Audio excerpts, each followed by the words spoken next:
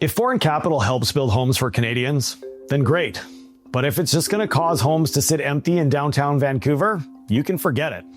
That's what BC Premier David Eby had to say when asked about removing the Canadian foreign buyer ban. So, is foreign capital really helping us build our way out of this crisis?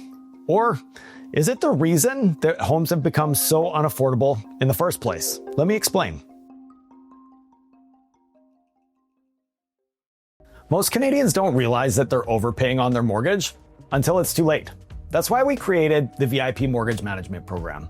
It's 100% free, it takes under a minute, and it'll show you your current property value, the equity that you've built within your home, if your interest rate still stacks up, and on top of that, whether or not you can make moves like refinancing, investing, or upgrading your property. You've got a powerful asset. This report, it helps you use it properly. To get your report today, click the link below. Now, back to the video.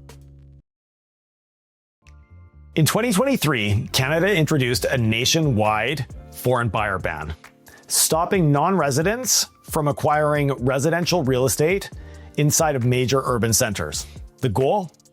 Cool the market, reduce speculation, and keep homes available for people who actually live there. But now, with housing starts slowing, developers are pushing back, asking the federal government to remove the foreign buyers ban for new construction only. There are two letters that recently landed on the Prime Minister's desk.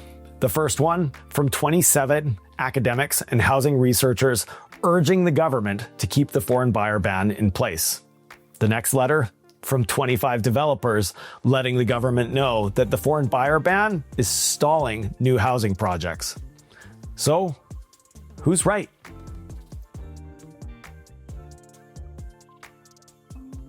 Let's rewind a few decades.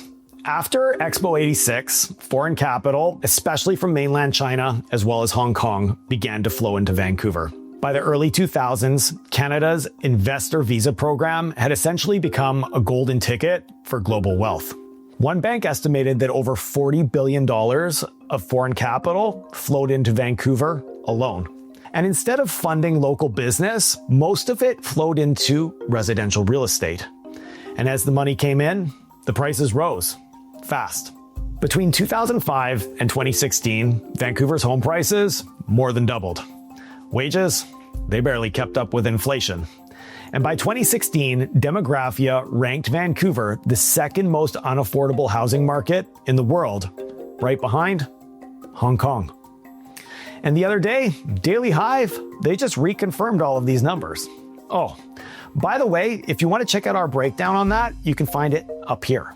So, what are developers saying? Well, that foreign capital, it's still very important.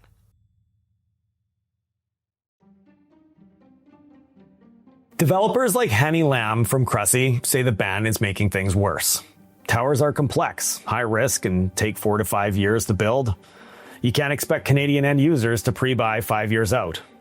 So historically, they've relied on investors, including foreign ones, to pre-purchase units and provide the upfront capital to get projects off the ground.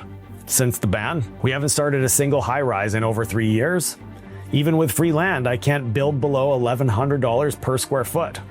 His point, without investment, they can't build. And if we're not building, supply can't catch up, which means prices stay high. And now the critiques. David Lay, a UBC geographer and housing researcher, argues that model is what got us here in the first place.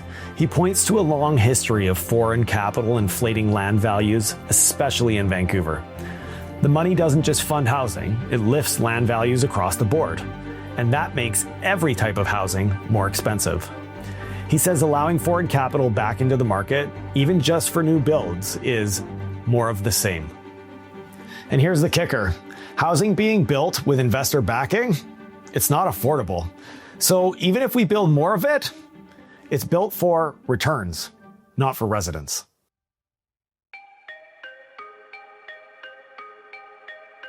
Let's talk about vacancy. In Vancouver, nearly 20,000 dwellings sat either vacant or underutilized based on the pre-pandemic data. In that same data, that means 1 in 8 downtown condos were completely empty.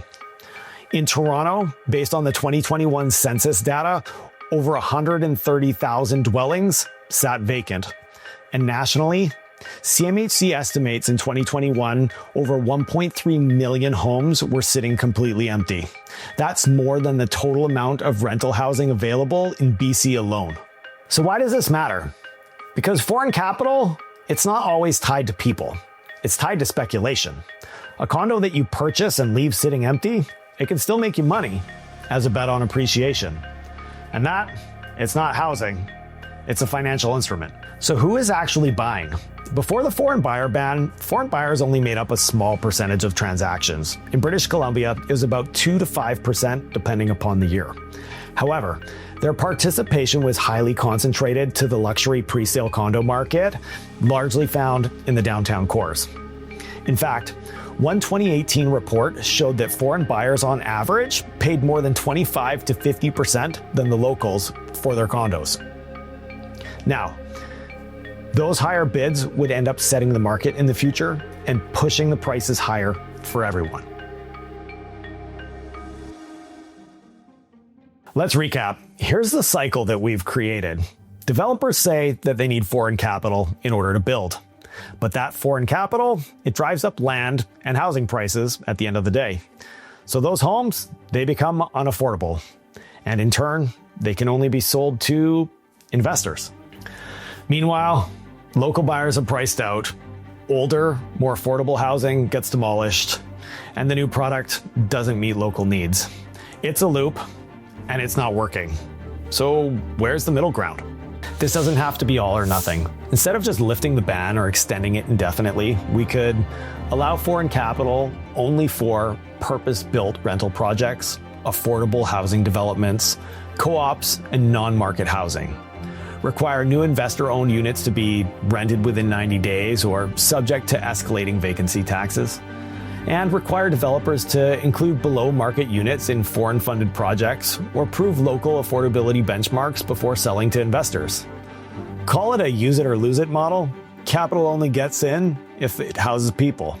Now, what does this all mean for you?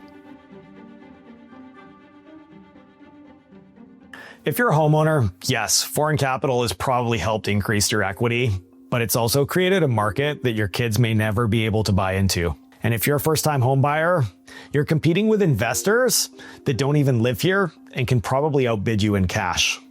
And if you're a developer, yeah, we need that foreign capital. Everybody needs to make a little bit of money. But can we start building homes for people and not just for profit? We've designed a housing system that doesn't house people. It stores wealth.